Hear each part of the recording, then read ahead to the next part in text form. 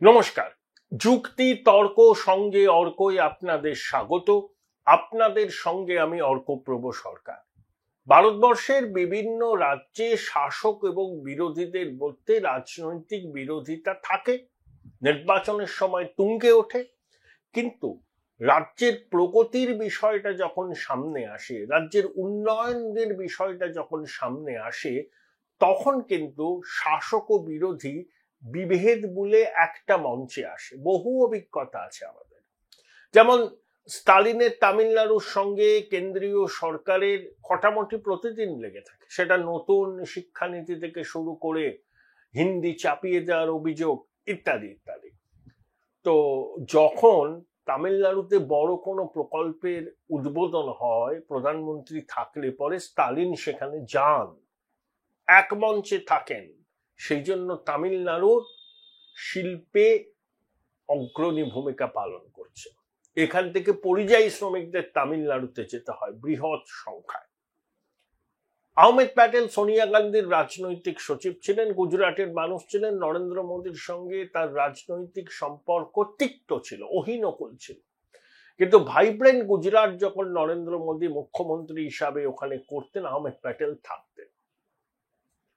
বা চন্দ্রবাবু নাইডু সঙ্গে প্রয়াত ইয়েদুরপ্পা সন্দীপী রাজশেখর রেড্ডির বিরোধ ছিল, কিন্তু ওয়াইএসআর আর নাইডু তারাও এক মঞ্চে আসতেন বিনিয়োগের প্রশ্নে, উন্নয়নের প্রশ্নে।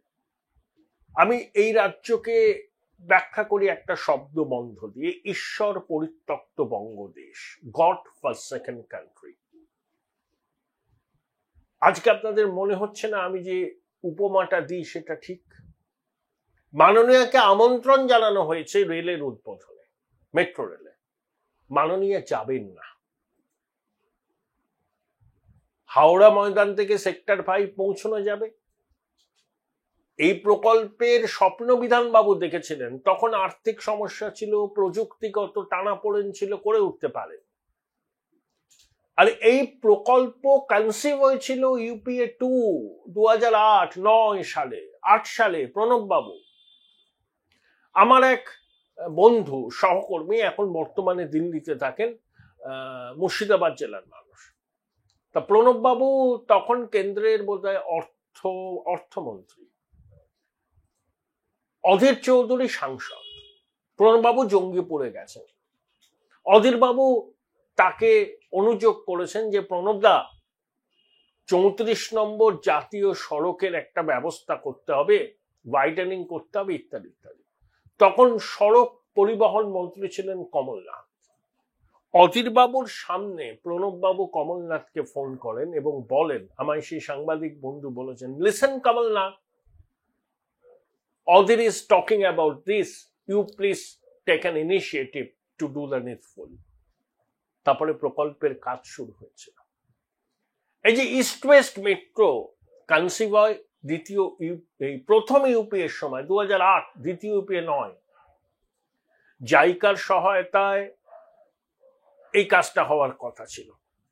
বুদ্ধবাবু বুঝতে পেরেছিলেন যে যোগাযোগের বিপ্লব হবে, খুব সহজেই মানুষ সেক্টর 5, ওনার স্বপ্ন তথ্য প্রযুক্তি হাবে পৌঁছে যাবে একদম গঙ্গার পশ্চিম দিক থেকে। গঙ্গার পশ্চিম কূল বারাণসীর সমতুল।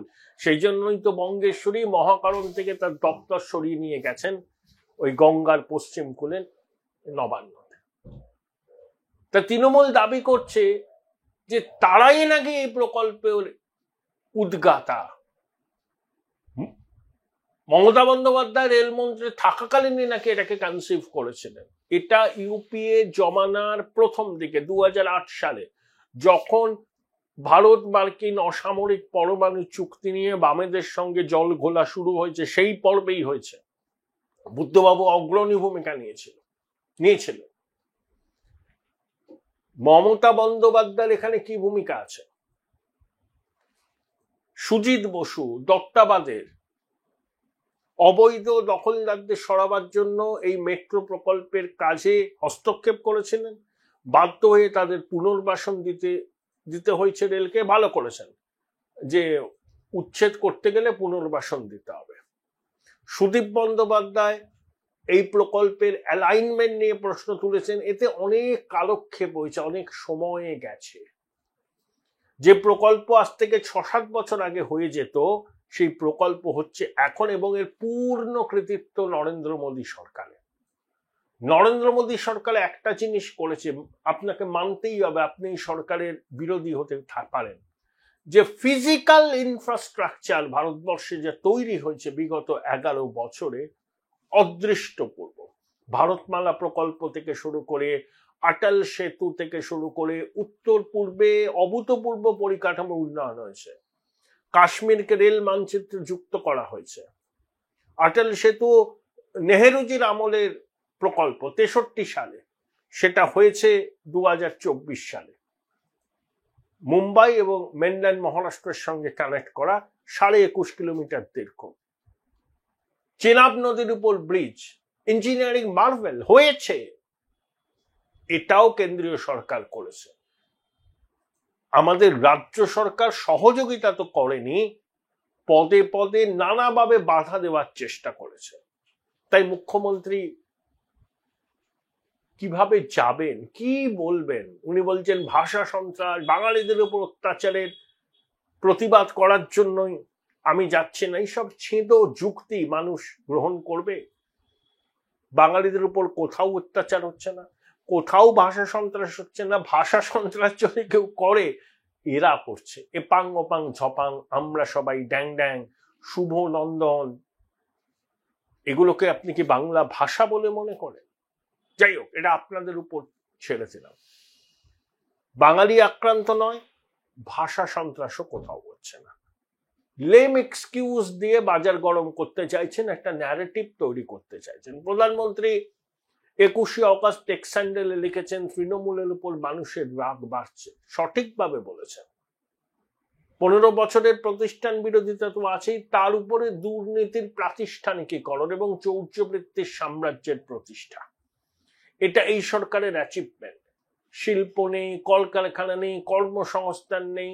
সামাজিক প্রকল্প আছে, কিছু সামাজিক প্রকল্প আন্তর্জাতিক স্বীকৃতিও পেয়েছে, সেটা তো স্বীকার করতেই হবে। কিন্তু সামাজিক প্রকল্প কেন্দ্রীয় সরকারের বহু আছে, বিভিন্ন রাজ্য সরকারের আছে।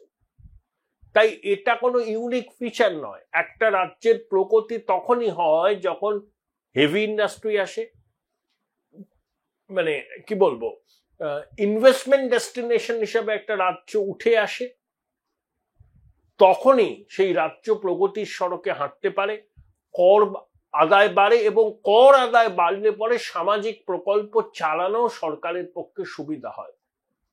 তাই শুধুমাত্র ঋণ নিয়ে ঘি খাবো এই কনসেপ্ট থেকে সরকার সরে আসতে পারে। প্রত্যেক রাজ্য সরকারের ঘাড়ে ঋণের বোঝা আছে, কেন্দ্রীয় সরকারের ঘাড়ে ঋণের বোঝা আছে, কিন্তু পশ্চিমবঙ্গ যেভাবে ঋণ নেয়াকে একটা স্বাভাবিক নীতি বলে মেনে নিয়েছে এবং চালিয়ে যাচ্ছে, তার থেকে এই প্রশ্ন ওঠে, কেউ ক্যালকুলেট করুন যে শিশু ভূমিষ্ঠ হলো আজ রাতে, তার মাথায় কত টাকা ঋণের বোঝা। অর্থনীতিবিদরা ক্যালকুলেট করুন, অভিরূপ বাবু ক্যালকুলেট করুন। আপনি তো বিরাট পণ্ডিত, করুন না, আমরা জানতে চাই। পে কমিশনের রিপোর্ট চেপে বসেছিলেন, এটা অন্তত করুন। বঙ্গবাসী জানতে চায় যে একটা বাচ্চা জন্মালে কত টাকা ঋণের বোঝা নিয়ে সে এই পৃথিবীতে আসছে, এই পশ্চিমবঙ্গের যদি জন্ম নেয়। এগুলো আমাদের জানতে হবে না? শ্বেতপত্র প্রকাশ করলেন না। বেঙ্গল গ্লোবাল বিজনেস সামিট 7ম এডিশন হয়ে গেছে, 19 লক্ষ কোটি টাকার বিনিয়োগের প্রস্তাব, অনেক মৌ সই হয়েছে, কিন্তু মোমা কতটা হয়েছে? মেমোরেন্ডাম অফ এগ্রিমেন্ট মুখ লুকোবার জায়গা পাবেন না। 2024-25 অর্থবর্ষে যে পরিমাণ প্রত্যক্ষ বিদেশি বিনিয়োগ ভারতে এসছে, মহারাষ্ট্র শীর্ষে, আর পশ্চিমবঙ্গে 1% কম প্রত্যক্ষ বিদেশি বিনিয়োগ এসছে। এই যে কলকাতা বারাণসী এক্সপ্রেসওয়ে, উত্তরপ্রদেশ, বিহার, ঝাড়খণ্ডে জমি অধিগ্রহণ পর্ব শেষ, কিন্তু পশ্চিমবঙ্গে আসলে পরেই জমি অধিগ্রহণের সমস্যা। আশ্বিনী বৈষ্ণব তো জানিয়েছেন যে পশ্চিমবঙ্গে রেলের কত প্রকল্প চলছে, তাতে কত টাকা বরাদ্দ আছে, এবং জমি জটে অনেক কিছু আটকে গেছে। আরে বিএসএফ কে জমি দিচ্ছে না সীমানা সুরক্ষিত রাখার জন্য, 181 কিলোমিটার অধিগ্রহণের জন্য কেন্দ্রীয় সরকার রাজ্য সরকারকে টাকা দিয়েছে। রাজ্য সরকার এখনো জমিটা অধিগ্রহণ করে বিএসএফ এর হাতে দেয়নি। ভারত বাংলাদেশ সীমান্ত 4000 কিলোমিটারের উপরে, পশ্চিমবঙ্গে 2200 কিলোমিটারের সামান্য বেশি, 569 কিলোমিটার এখনো ফেন্সিং হয়নি। তার মধ্যে 112 কিলোমিটারে আপনি কিছু করতে পারবেন না। বাকি যে আছে 456 কিলোমিটার, সেটাকে তো ফেন্সিং করতে হবে।